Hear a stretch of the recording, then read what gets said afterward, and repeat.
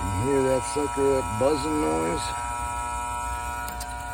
That's all coming from this contactor here, and you can actually press on it and this button and quiet it down. And what that is caused by is it's caused by the little contact pads there having pits, and it's those pits actually cause the electrical current to pulse in between the two contacts because it's not making a nice clean contact. We're going to go ahead and swap this out, put a brand new one in here, and it should be nice and quiet.